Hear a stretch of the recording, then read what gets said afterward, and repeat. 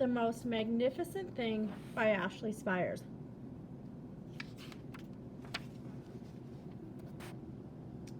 This is a regular girl and her best friend in the whole wide world. They do all kinds of things together. They race, they eat, they explore, they relax. She makes things. He unmakes things. One day, the girl has a wonderful idea. She is going to make the most magnificent thing.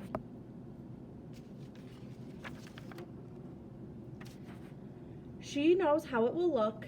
She knows just how it will work.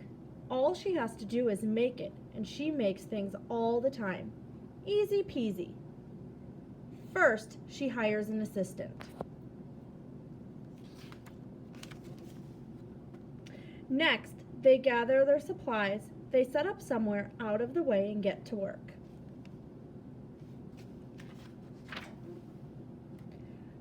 The girl tinkers and hammers and measures, while her assistant pounces and growls and chews. When she is finished, she steps back to admire her work. She walks around one side. Her assistant examines the other side. It doesn't look right. Her assistant picks it up and gives it a shake. It doesn't feel right either. They are shocked to discover that the thing isn't magnificent or good. It isn't even kind of sort of okay. It is all wrong. The girl tosses it aside and gives it another go.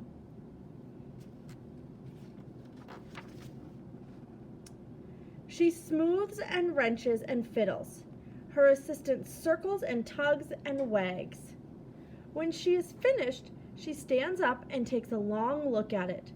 Her assistant gives it a nudge with his paw. The thing is still wrong. She decides to try again. The girl saws and glues and adjusts. She stands and examines and stares. She twists and tweaks and fastens. She fixes and straightens and studies. She tries all different ways to make it better. She makes it square. She makes it round. She gives it legs. She adds antennas. She makes it fuzzy. She makes it long, short, rough, smooth, big, small.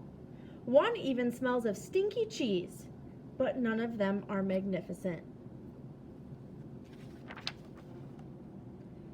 Her hard work attracts a few admirers, but they don't understand.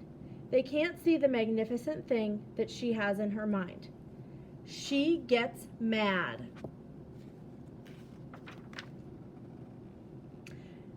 The angrier she gets, the faster she works. She smashes pieces into shapes. She jams parts together. She pummels the little bits in. Her hands feel too big to work, and her brain is too full of all the not right things. If only the thing would just work. Crunch! The pain starts in her finger.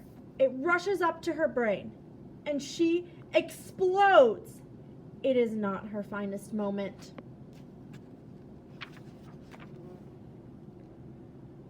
I'm no good at this. I quit. Her assistant suggests a walk.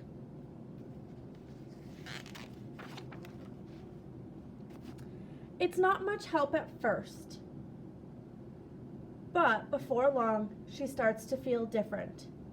Bit by bit, the mad gets pushed out of her head.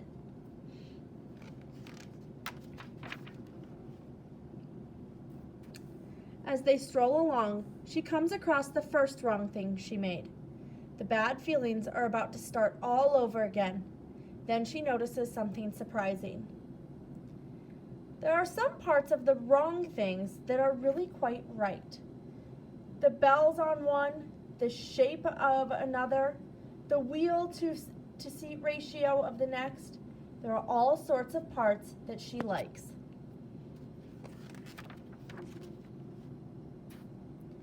By the time she reaches the end of the trail, she finally knows how to make the thing magnificent. She gets to work. She works carefully and slowly, tinkering, hammering, twisting, fiddling, gluing, painting. Her assistant makes sure there are no distractions. This is the perfect thing to ward off bears. This will stop that leak. This one is all wet. The afternoon fades into evening. Finally, she finishes. She alerts her assistant.